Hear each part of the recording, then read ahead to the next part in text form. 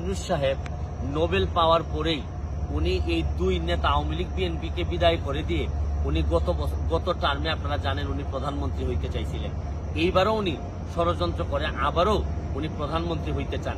একটা মানুষ যখন বারবার যখন প্রধানমন্ত্রী হইতে চান তখন উনি কিন্তু মনে রাখবেন যে তার মনের মধ্যে কিন্তু কোনো ভালো জিনিস নাই। পদ্মা সেতুতে উনি বিরোধিতা করছেন। শুনেন, যাই করুক না কেন উনি বাংলাদেশের বিরোধিতা করতেছেন। এইটা বাংলাদেশের জন্য কোনো ভালো হবে না।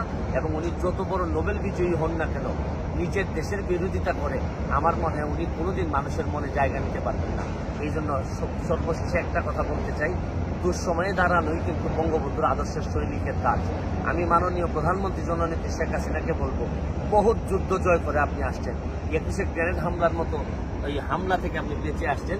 আপনি কিন্তু আল্লাহর রহমতেই বেঁচে আছেন এই পৃথিবীতে। আপনার ভয়ের কিছু নাই, সামনের দিকে এগিয়ে যান। আল্লাহ উপরে আল্লাহর